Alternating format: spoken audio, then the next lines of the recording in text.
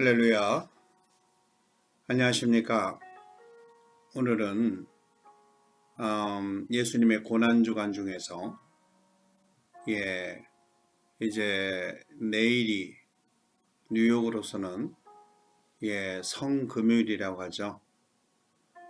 그리고 예수님께서 십자가에 달려 돌아가시는 날을 성금요일이라고 하고 있습니다. 뉴욕 시간으로 보면 오늘은 바로 그 전날이라고 할 수 있습니다. 그래서 오늘 성경에 있는 말씀을 가지고 같이 한번 생각해 보려고 합니다. 하나님 말씀은 마태복음 26장 1절에서부터 16절까지만 보기를 원합니다. 예수님께서 이 말씀을 다 마치시고 제자들에게 이르시되 너희의 아는 바와 같이 이틀을 지나면 유월절이라 인자가 십자가에 못 박히기 위하여 팔리우리라 하시더라. 그때에 대제사장들과 백성의 장로들이 가야바라 하는 대제사장의 아문에 모여 예수님을 괴계로 잡아 죽이려고 의논하되 말하기를 미뇨가 날까 하오니 명절에는 말자 하더라. 예수님께서 베다니 문둥이 시몬의 집에 계실 때에 한 여자가 매우 귀한 향유 한 옥합을 가지고 나와서 식사하시는 예수님의 머리에 부으니 제자들이 보고 분하여 가로되 무슨 의사로 이것을 허비하느뇨?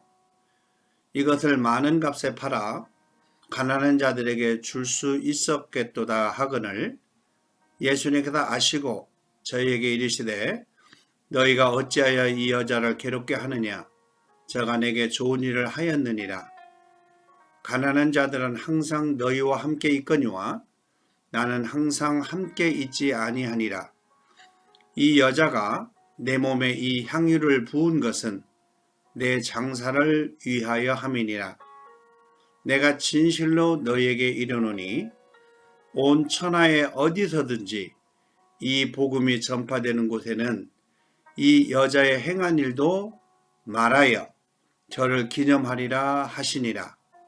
이때에 12 중에 하나인 가롯 유다라 하는 자가 대제사장들에게 가서 말하되 내가 예수님을 너에게 넘겨주리니 얼마나 주려느냐 하니 그들은 은 30을 달아주거늘 저가 그때부터 예수님을 넘겨줄 기회를 찾더라. 아멘.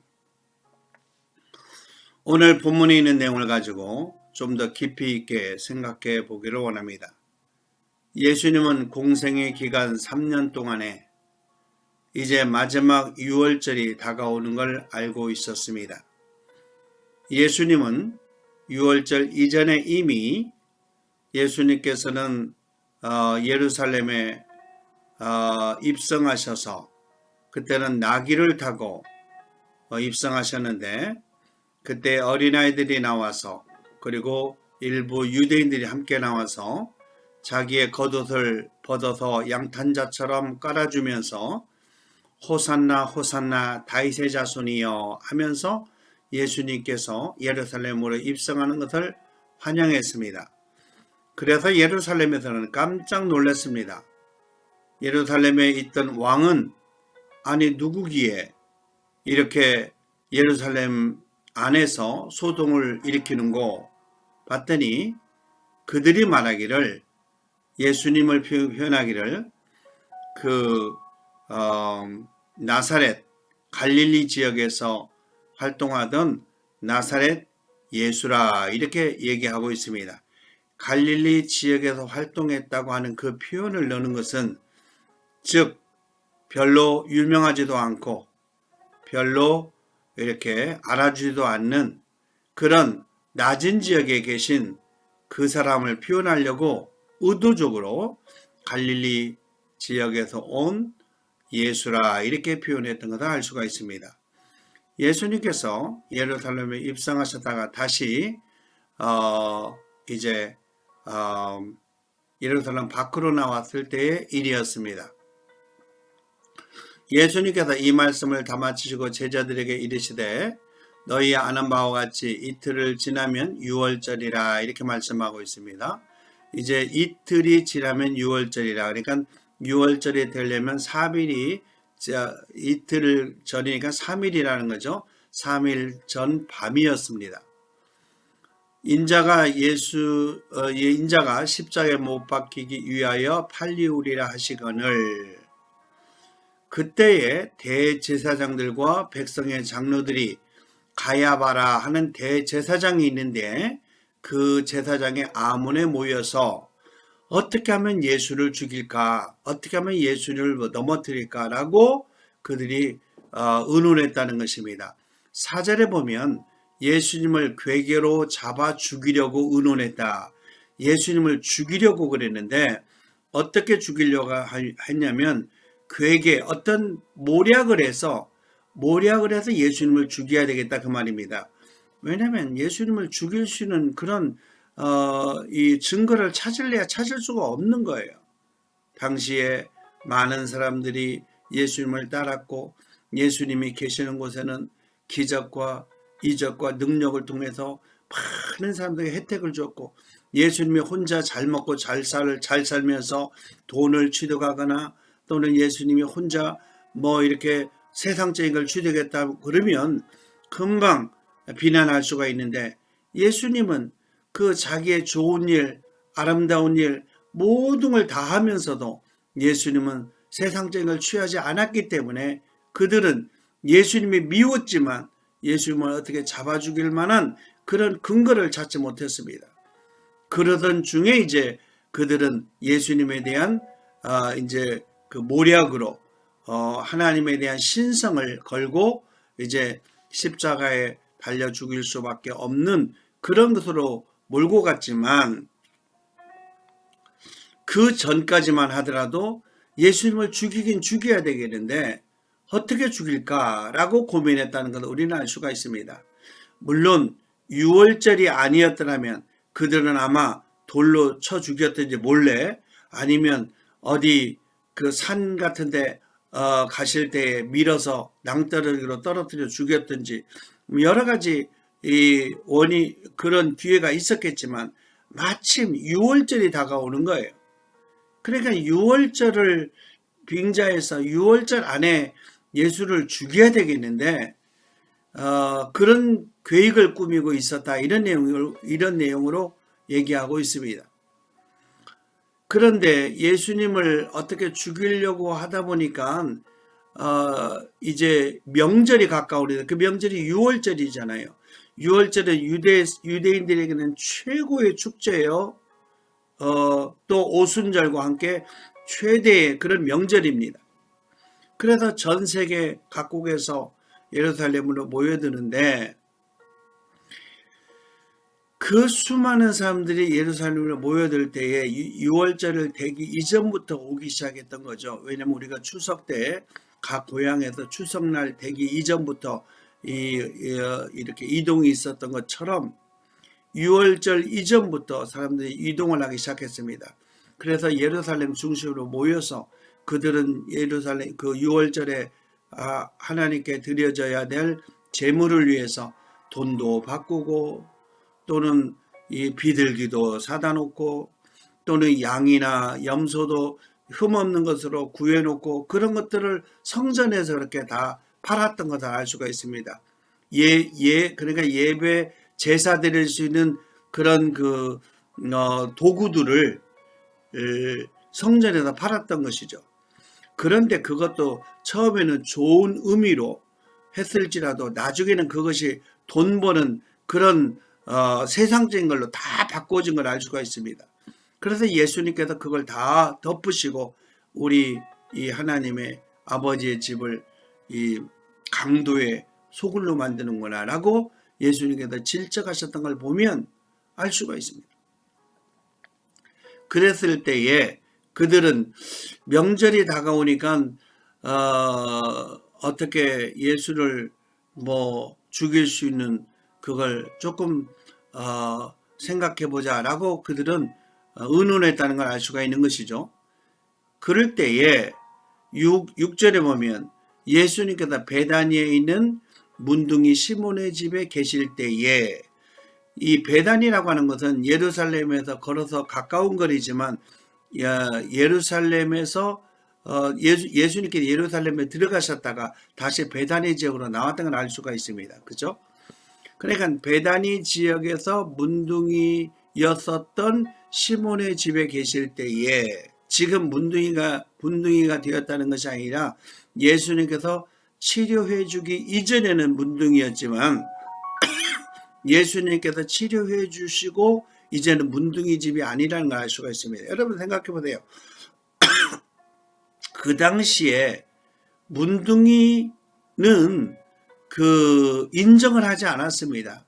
문둥이는 아무도 가까이 하려고 하지 않았습니다. 문둥이 집에는 아무도 들어가려고도 하지 않았습니다. 문둥이는 남이스라엘 유다나 북이스라엘 사마리아 사람이나 절대로 문둥이들은 가까이 하지 않아서 문둥이들만 따로 사는 그런 동네를 만들어 놓을 정도로 문둥이는 그 당시에 사람들에게 이렇게 같이 살 수 있는 곳이 아니었습니다. 그런데 베다니 지역에 전에 문둥이였다가 지금은 치료를 받아서 살고 있는 그 베다니에 시몬이라고 하는 사람이 있었는데, 그 시몬이라고 하는 그 사람 집에 예수님께서 들어가 계셨다는 걸 알 수가 있습니다. 여러분, 예수님께서 왜 문둥이였던 시몬의 집에가 있었을까요? 세상 사람들은 문둥이가 치료를 받았다 할지라도 문둥이와 가까이 하지 않을 그런 사람인데, 예수님께서는 외로웠던 문둥이였었던 시몬에게도 아무도 이렇게 차별하지 아니하시고 예수님은 문둥이였었던 시몬의 집에 계셨다는 것을 알 수가 있습니다. 뭐라고 계셨는가? 그곳에서 음식을 들고 계셨습니다. 본문을 조금 더 보겠습니다. 예수님께서 베다니 문둥이 시몬의 집에 계실 때에 한 여자가 매우 귀한 향유 한 옥합에 가지고 나와서 식사하시는 예수님의 머리에 부으시니 그랬어요. 그러니까 예수님께서 문둥이 시몬의 집에서 식사를 하실 정도라면 문둥이 시몬과 예수님과 얼마나 가까운 사이였다는 걸 알 수가 있습니다. 예수님은 누구든지 가깝습니다. 차별하지 않습니다. 유난히 문둥이였었기 때문에 예수님께서 시몬이라는 사람을 더 관심을 갖는 것이 아니라, 예수님은 문둥이가 아니었을지라도 예수님이 있는 그곳은, 또 예수님과 함께하는 사람은 누구든지 차별하지 아니하시고 가까이 하신다는 걸 알 수가 있어요. 그게 예수님의 속성이고 그게 예수님의 우리 인간적인 인간성이에요. 사람은 편견합니다. 부자 집에 가면 이렇게 거드름 피우고 가난한 집에 가면 함부로 하고 무시하는 그런 속성이 있지만, 예수님은 부자 집에 있든 가난한 집에 있든 전혀 개의치 아니하고 언제 어디 어느 곳에 있든지 예수님이 있는 그곳에는 항상 기쁨과 감사와 사랑과 축복이 있었다는 것을 알 수가 있어요. 전혀 차별하지 않는다는 것을 강조하고 있습니다. 본문에서는. 그럴 때에 어떤 한 여자가 왔습니다. 그 여자를 다른 성경학자들은 무슨 그때 회복되었던, 귀신 들렸다 회복되었던 마리아다 무슨 얘기를 하지만 그런 얘기는 중요하지가 않습니다. 예수님께서 찾아온 이 여인에 대해서는 이름이 중요한 것이 아니라 예수님께 찾아 나왔다고 하는 그 상태가 중요한 것입니다. 과거에 이 여인이 정말 형편없는 사람이었다가 예수님에게 은혜를 받아서 찾아 나왔던, 아니면 예수님과 이렇게 그런 관계는 아니었지만 하여간 예수님이 좋아서 찾아 나왔던, 중요한 것은 과거가 어땠든지 간에 지금 이 시점에서 현실에서 이 여인이 예수님을 찾아 나왔다는 것입니다. 이곳에 포커스가 있습니다. 사람들은 여러 가지 생각을 할 수 있습니다. 그 여인은 예수님에게 은혜를 받았던 사람이니까 은혜를 갚기 위해서 나왔을 것이다.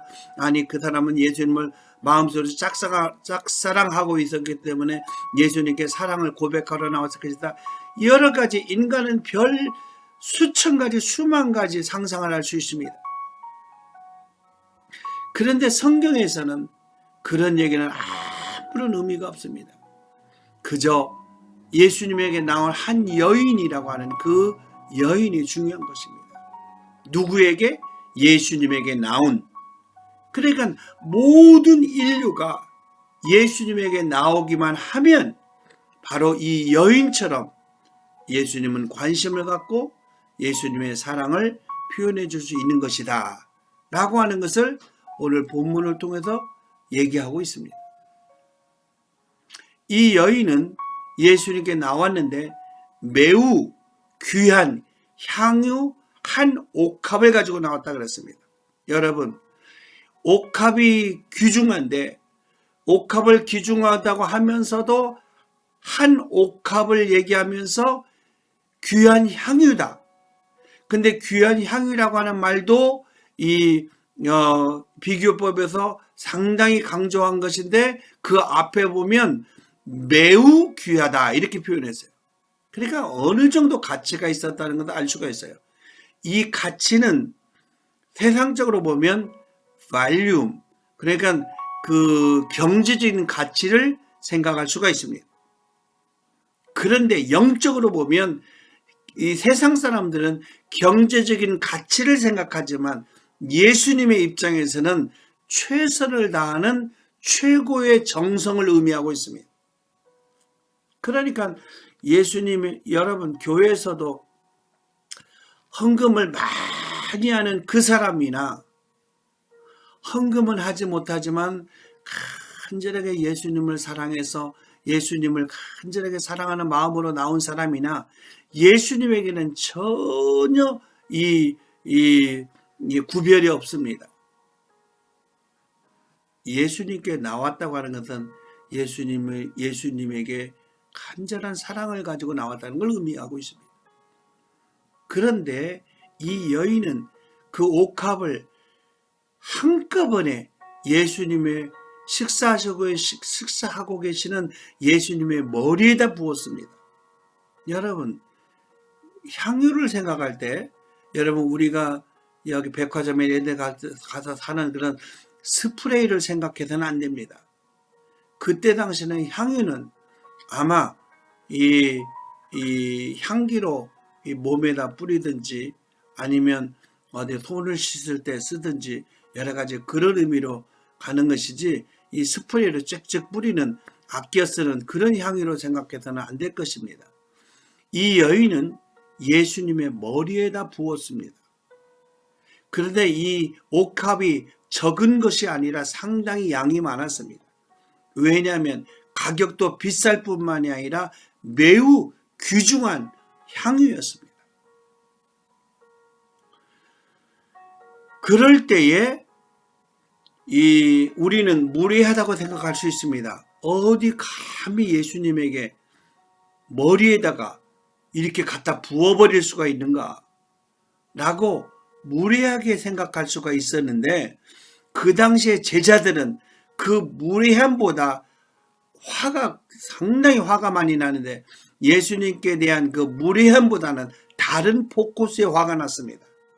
그 내용을 그 다음에서 얘기하고 있습니다. 8절에 보니까 제자들이 보고 분하여 몹시 화가 났습니다. 제자들이 몹시 화가 나서 말하기를 무슨 뜻으로 이것을 허비하느냐. 예수님께 예수님의 머리에다 부은 것을 허비하는 것으로 생각했습니다. 그러니까 이 옥합의 가치가 어느 정도 비싸다는 걸 알 수가 있는 것이죠. 근데 예수님의 머리에다 붓는 것이 허비하는 것으로 생각했다는 거예요. 그랬더니 그러면서 말하기를 이것을 많은 값에 팔아 가난한 자들에게 줄 수 있었겠도다 그렇게 얘기하고 있습니다. 여러분, 그러니까 이 옥합이 어느 정도 비싸다는 걸 알 수가 있는 것이죠. 그리고 이것을 팔면은 비싸다는 걸 알 수가 있습니다. 그 비싼 가격에 팔아서 많은 사람들에게, 가난한 많은 사람들에게 나눠줄 수 있을 수 있다 이렇게 표현한 것입니다. 그러니까 이 옥합이, 여러분, 옥합에 대해서 가치와 그 다음에 그 밸륨과 이것을 생각하면 제자들은 왜 이것을 예수님에게 갖다 부었을까라고 하는 것에 대해서 굉장히 그 의문이 있었습니다. 그랬더니 예수님께서 아시고 그들의 마음을 알았다는 거예요. 아시고 저희들에게 이르시되, 제자들과 함께한 사람들에게 이르시되, 너희가 어찌하여 이 여자를 괴롭게 하느냐 그랬습니다. 그렇다면 이 여인은 기쁜 마음으로 예수님에게 이 향유를 부었다는 걸 알 수가 있습니다. 이 여인은 너무 기뻐서 예수님이 베다니에 오셨다는 소식을 듣고, 이 여인은 자기가 가지고 있는 제일 귀한 것을 구입을 했는지 아니면 보관하고 있었는지는 알지 못하지만 현재 발륨으로는 매우 가치가 있고 비싼 것이었다는 건 틀림없는 내용입니다. 이 여인은 자기가 예수님에게 드릴 수 있는 최고의 가치가 바로 자기가 가지고 있는 최고의 그런 가치 있는 것이다. 세상적인 것으로도 제일 가치 있는 것이다. 이렇게 생각하고 있을 것입니다. 그것을 예수님에게 다 드리고도 아깝지가 않을 정도의 이 여인의 마음이 있었다는 거예요. 근데 이 여인은 어디에다가 부었냐면 바로 머리에다 부었습니다. 비슷한 내용을 또 있습니다. 비슷한 내용인데 예수님이 어디 계실 때에 예수님의 발에다가 그 향유를, 옥합을 깨뜨려 붓고 자기의 머리로 예수님의 발을 씻어드린 사건이 있었습니다. 그런데 그 사건과 지금 이 사건은 다르다는 걸 알 수가 있어요. 지금 이 사건은 예수님께서 예루살렘으로 들어가시기 이틀 전에 있었던 일입니다. 그러면 이틀 전에 있었다는 이 의미가 뭔가? 이 여인은 바로 예수님께서 이틀 후에 돌아가실 걸 알고 있었을까? 여러분, 그 다음 예수님의 말씀을 보면 이 여인이 어느 정도 영적인 의미를 가지고 있었다는 것을 알 수가 있어요. 예수님께서 말씀하시기를 어찌하여 이 여인을 괴롭게 하느냐, 저가 내게 좋은 일을 하였느니라. 예수님에게 좋은 일을 했다는 거예요. 예수님에게 맛있는 걸 사줘서가 아니고, 예수님의 앞에서 무슨 춤을 춰서가 아니고, 또는 예수님 앞에서 무슨 다른 의미가 있어서가 아니라, 이 여인은 자기의 믿음으로 예수님에게 자기가 할 수 있는 최고의 가치를 표현한 것이 예수님에게는 최고의 기쁨이었다, 이렇게 표현하고 있는 것입니다. 그리고 예수님께서 말씀하시기를 이제 그 제자들이 의문을 가졌던, 왜 이렇게 비싼 걸 감히 이걸 허비했다고 그랬거든요. 예수님의 머리에다 부은 걸 가지고 제자들은 허비했다고 그랬습니다. 예수님께서 무슨 아주 높은 사람을 만나러 가는데 향유를 뿌리고 이런 것이라면 몰라도, 예수님은 지금 이 베다니에 있는, 그것도 전에 문둥병자에다가 나음을 받은 이 시몬이라고 하는 사람 집에, 그 집에서 지금 식사를 하고 계시는데, 이 고급, 정말 어디 그 왕궁이나 가야 할 때 뿌려지는 이런 고급 향유를 예수님의 머리에다 부은 것에 대해서 제자들은 허비한 것으로 생각했습니다. 여러분 세상적인 관점으로 보면 그건 허비한 것이라고 하는 것이 옳을지도 모릅니다. 그런데 예수님께서는 허비했다고 말하지 않습니다. 오히려 그 여인이 자기에게 좋은 선물을 주었다고 하고 있습니다. 그 의미가 뭔가 보니까 그 뒤에 있습니다. 예수님께서 제자들에게 말하기를 그 여인이 내게 좋은 일을 하였느니라 라고 말하면서 제자들이 가지고 있는 그 가치를 예수님이 다시 표현합니다. 너희들은 물질을 가지고 평가했지 않느냐? 근데 물질에 대한 너희들이 얘기했던 그 물질에 대한 기준을 내가 설명하마. 그러면서 11절에 말하기를 너희들은 이것을 팔아서 가난한 자들에게 많이 줄 수 있었다 이렇게 생각을 하고 있었지. 그러나 가난한 자는 항상 너희의 주위에 있느니라. 여러분 가난한 자는 우리가 예수님 품 안에 갈 때까지요 항상 있습니다. 예수님이 재림하실 때까지 가난한 사람은 항상 있는 것입니다. 왜 그럴까요? 가난이라고 하는 것은 바로 이 상대적이기 때문에 그렇습니다. 가난하다고 하는 것은 부자가 있기 때문에 가난한 것이 있는 거죠. 그죠? 부자가 하나도 없으면 가난한 사람이라고 얘기할 수 없어요. 다 그냥 살아가는 거예요. 가난하다고 하는 평가는요, 부자가 있기 때문에 가난하다는 상대적인 의미가 있습니다. 제자들은 바로 그런 관점에서 보고 있었습니다. 그런데 예수님은 이 지구촌에 있는 모든 사람은 다 가난한 사람입니다. 무언가 필요한 사람입니다. 필요하지 않는 사람은 하나도 없어요. 그게 뭔가 보니까 영적으로 가난한 사람이 되어야 한다는 것입니다. 예수님께서 산상순에서 말하기를 심령이 가난한 자는 복이 있나니 저희가 하나님을 볼 것이며 라고 말했습니다. 심령이 가난한 자는 복이 있나니 저희가 하나님의 복을 받을 것이요. 심령이 가난하다는 것은 항상 무엇인가를 채워주기 위해서 노력해야 된다는 것입니다. 이 세상에 살아가고 있는 모든 인류는 반드시 가난한 자로 돌아가야 됩니다. 그래서 그 영적으로 가난한 자로 돌아가야 하나님을 찾을 수 있습니다. 예수님을 만날 수 있습니다. 가난한 자가 아니면 절대로 예수님을 만날 수 없습니다. 그래서 반드시 가난한 자가 되어야 되는데 그 가난한 자는 항상 우리 주위에 있다는 거예요. 예수님 재림하실 때까지. 여기서 얘기하고 있는 것은 두 가지 의미가 있습니다. 예수님께서 가난한 자라고 하는 것은 보세요. 가난한 자들은 항상 너희와 함께 있거니와 이것은요. 예수님께서 두 가지 의미를 얘기하고 있습니다. 영적으로 가난한 자 그리고 물질적으로 가난한 자를 의미하고 있습니다. 그래서 예수님의 제자들은 성령을 받고 난 이후에야 알았습니다. 이 모든 인류가 다 영적으로 가난하구나.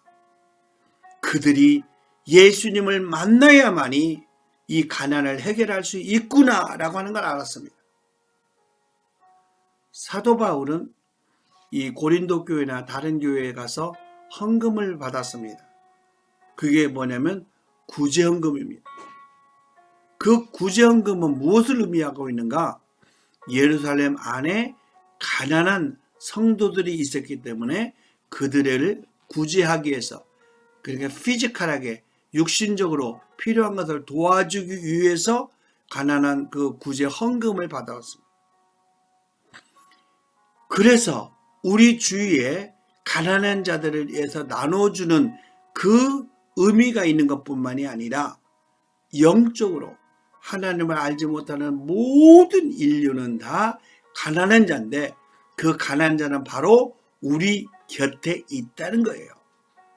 이게 바로 예수님께서 11절에 가난한 자들은 항상 너희와 함께 있거니와 라고 하는 의미를 두고 있습니다. 그런데 그 다음이 굉장히 중요합니다.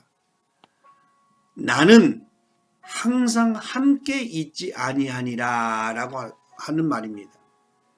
예수님께서는 분명히 떠난다는 걸 알 수가 있는 거죠.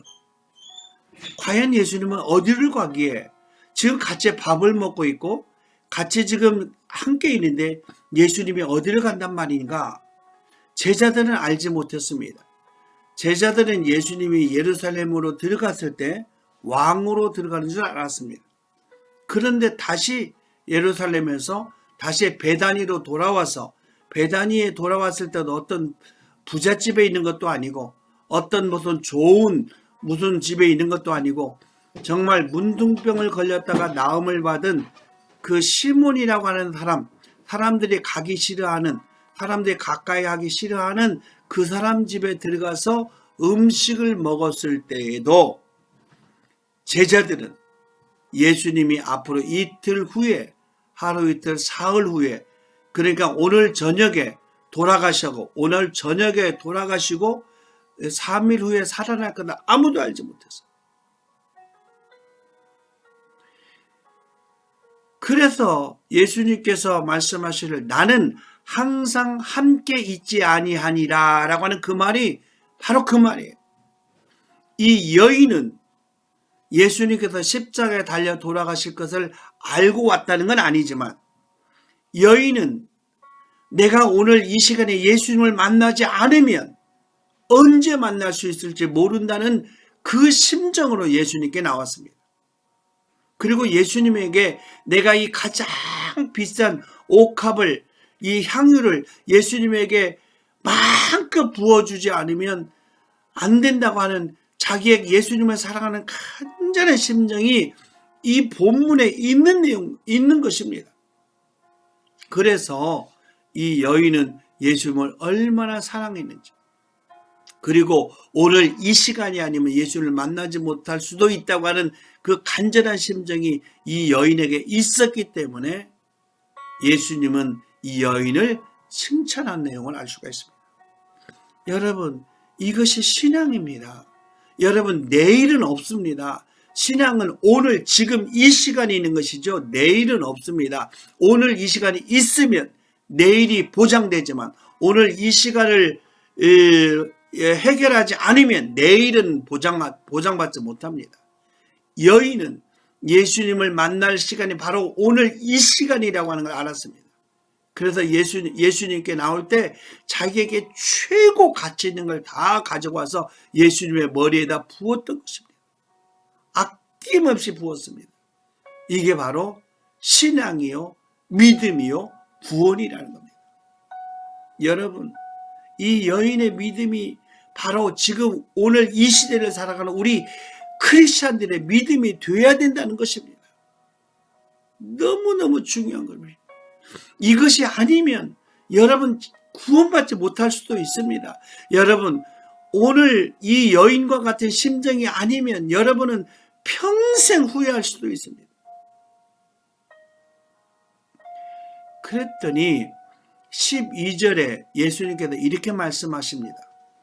이 여인이 내 몸에 이 향유를 부은 것은 내 장사를 위하여 함이니라 라고 예수님께서 재해석을 해줍니다. 여인은 이 예수님께서 앞으로 돌아가실 걸 예수님께서 오늘 저녁에 내일 새벽이면 잡혀가셔서 내일이면 돌아가실 것을 알지 못했습니다. 그렇지만 예수님은 이 여인이 향유를 부은 것은 내 장사를 위하여 합니다 라고 예수님께서 이 여인에게 해석을 해줬습니다.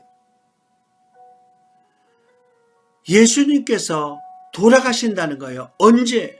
오늘 이 밤이 지나면 내일 돌아가신다는 거예요. 제자들도 아무도 알지 못했고 여인도 알지 못했습니다. 그런데 예수님은 이 여인이 자기에게 한 이 마지막 이 간절한 이 표현이 바로 예수님을 다시는 볼 수 없는 이 마지막 장사 지내는 마지막 돌아가시는 이 광경이다. 예수님께 이렇게 재해석해 주신 것입니다. 여러분, 예수님이 오늘 아니면 내일, 오늘 소홀하면 내일이 있는 것처럼 생각할지 모르지만 아닙니다. 예수님은 오늘 이 시간, 이 순간이 있어야 내일이 보장되는 것입니다.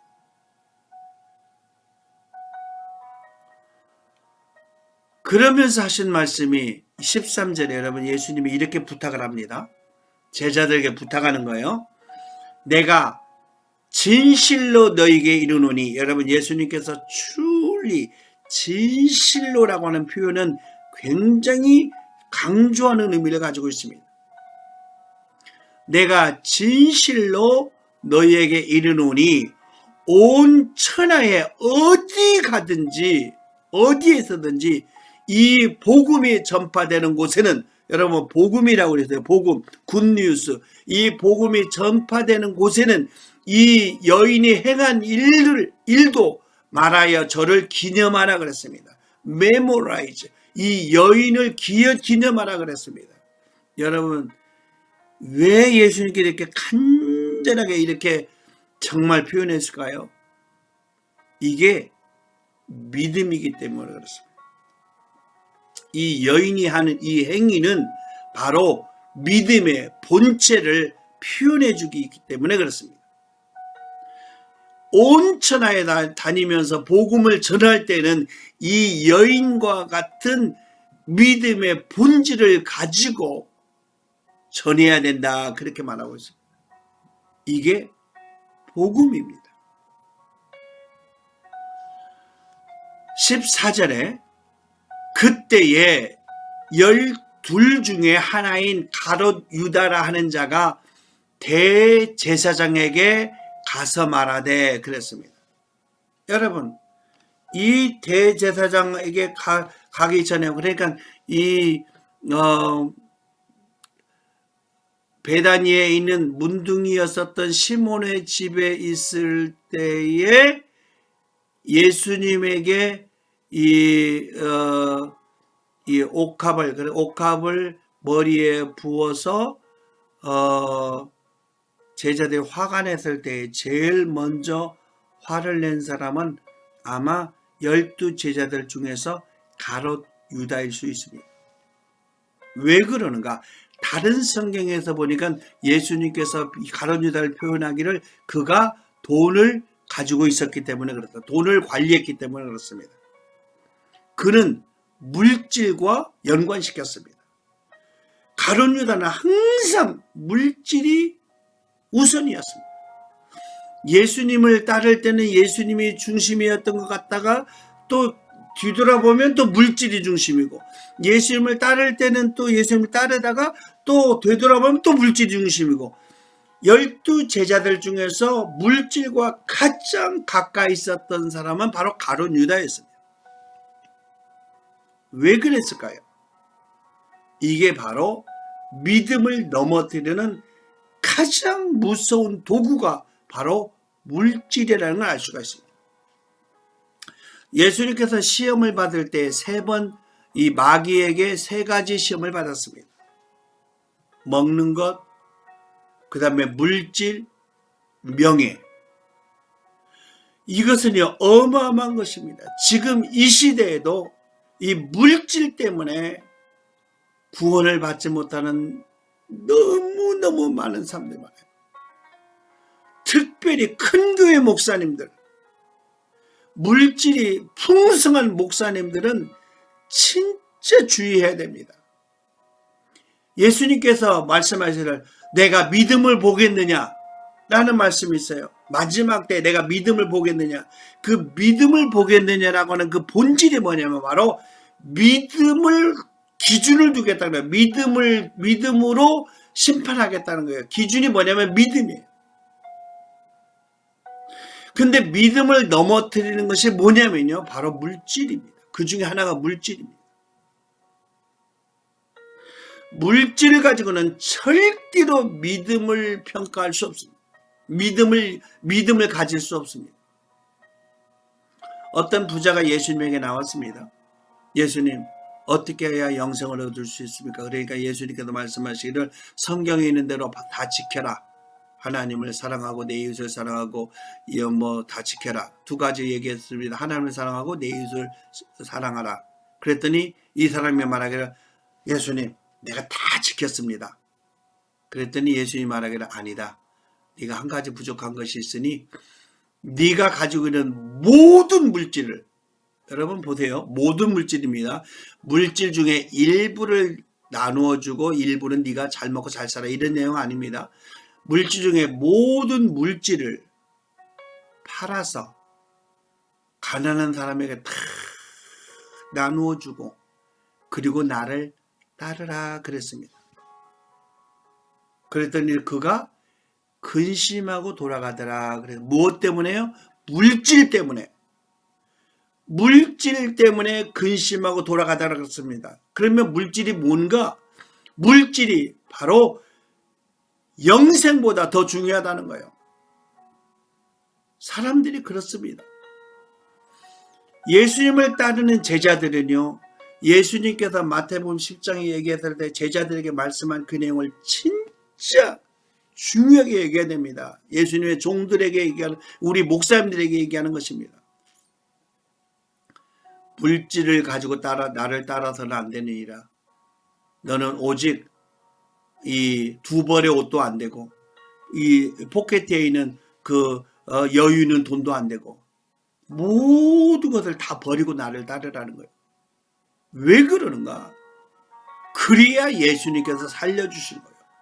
그래야 예수님께서 먹여주시고, 그래야 예수님께서 살려주시고, 그래야 예수님께서 인도해 주신 것으로 알죠. 물질을 포켓에 잔뜩 넣어갖고 다니면 예수 없이도요, 자기 혼자 살아요. 왜? 돈이 있으니까. 예수 없이도요, 기도하지 않아도요, 자기 잘 먹고 잘 살아요. 자기 복음 전할 수 있어요. 왜? 자기 포켓에도 돈이 있으니까. 여러분, 명심해야 됩니다. 이 여인은요, 자기에 있는 걸 다 갖다 버려요. 여러분 보세요.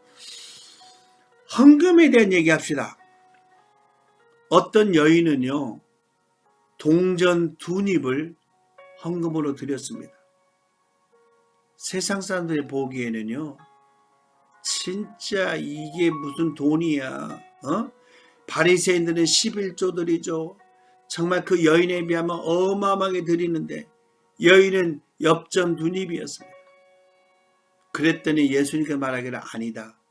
오히려 엽전 2닙을 넣은 이 여인이 저 11조 하면서 큰 소리 치면서 많은 것 중에서 조금 나눠주는 저 사람들보다 더 많이 드렸느니라 그랬습니다.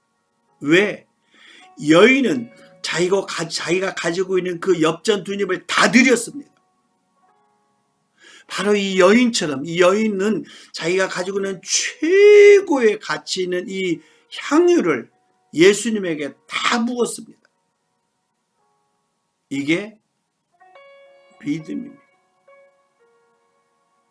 여러분, 마지막 시대를 살아간다고 생각하시길 바랍니다. 왜? 예수님은 오늘 이 저녁이 끝나면 이제 내일 아침이 되면 십자가에 돌아가십니다. 십자가에 돌아가기 전에 마지막 밤입니다. 마지막 밤에 이 여인은 자기가 가지고 있는 최고를 가지고 예수님이 오셨다는 소식을 듣고 제일 먼저 달려가서 다 부어줬습니다. 이게 믿음입니다. 그런데 이 12명의 제자들 중에서 한 명이었던 가롯이라고 하는 지역에 살고, 가롯 지역이라고 하는 지역에서 왔던 유다라고 하는 그 제자가 어디로 달려가냐면 대제사장에게 달려갔습니다. 대제사장은 누군가? 예수님과 철천지 원수인, 예수님한테 무슨 원수라고 하기는 좀 그렇지만 하여간 예수님을 죽이려고 하는 사탄의 왕이었습니다. 그들은 사탄의 예수님을 향해서 네가 하는 일이 사탄의 왕 바알세불의 힘을 입어서 하는 거 아니냐? 그 바알세불의 힘을 입어서 살아가는 사람들이 그렇게 말한 바리새인들, 그 대제사장들이 바로 그 사람들이었습니다. 왜 갔는가? 예수님을 팔아 넘기려고 왔습니다. 그러면 무슨 혜택이 있는가? 자기에게 대가가 온다는 것입니다. 어떤 대가? 이 세상에서 자기가 누릴 수 있는 대가가 온다는 것입니다. 보십시오. 그 다음에 12 중에 하나인 가룟 유다라고 하는 자가 대제사장에게 가서 말하되 내가 너희가 찾는 예수를 너희에게 넘겨주리니 얼마를 주려느냐. 이게 바로 세상적인 딜입니다. 이게 바로 예수님께서 공생에 시작하기 전에 그 시험을 당했던 그 3가지의 시험 중에 하나였습니다. 네가 나에게 얼마를 주려느냐. 그랬더니 그들은 은 30을 달아줬습니다. 은 30은 어느 정도 큰가? 굉장히 큰 돈입니다. 그 당시에.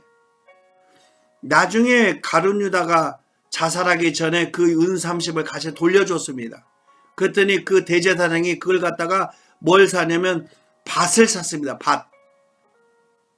그래서 그 밭을 사서 이 나그네나 이 길 가다 죽은 사람들의 그 무덤을 만들었다고 그랬어요. 그러니까 밭을 살 정도니까 핏값이라 그래서 밭을 샀다고 그러니까 그 돈이 어느 정도 큰 가치라고 하는 거 알 수가 있잖아요.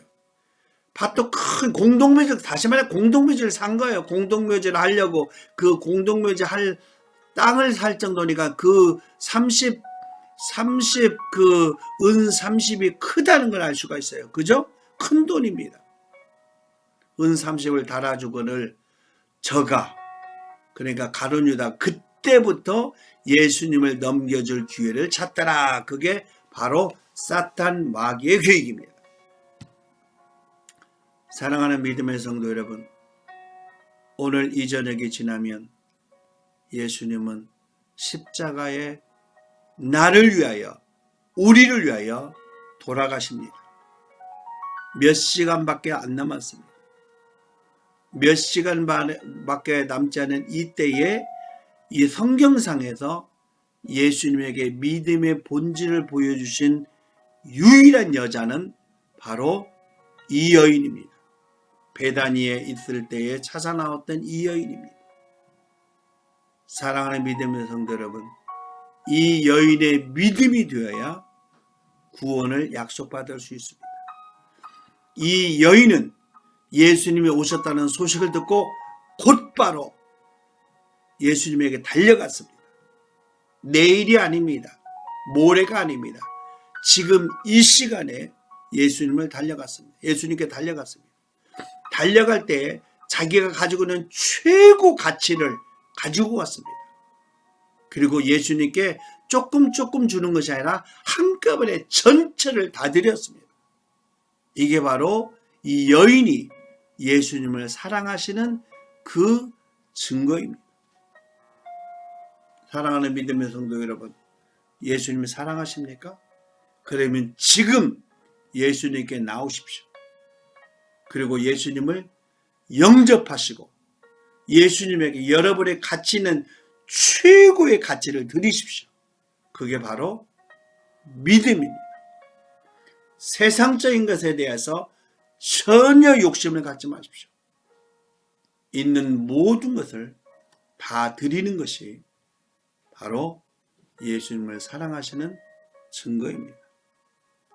사랑하는 믿음의 성도 여러분, 오늘 고난주간 이제 내일이면 예수님께서 십자가에 나를 위해서 대신 돌아가실 텐데 여러분의 삶 속에서 예수님이 우리를 위해서 이 땅에 오시고 대신 죽어주신 예수님을 생각하면서 여러분의 믿음이 예수님에게 온전하게 드려질 믿음이 되기를 예수님의 이름으로 축원합니다. 아멘. 좋으신 아버지 하나님, 사랑하는 믿음의 성도들 한 사람 한 사람을 기억하시고 예수님을 향해서 지금 이 시간에 예수님을 만나러 나오는 것뿐만이 아니라 내가 가지고 있는 가장 귀하고 가치 있는 모든 것을 예수님께 드리는 심정으로 예수님을 사랑하는, 예수님을 믿는 믿음의 성도들이 되게 하여 주시고, 그들에게 예수님께서 돌아가셔서 부활하시는 그 놀라운 그 축복이 있게 하여 주시옵소서. 예수님의 이름으로 기도하옵나이다. 아멘.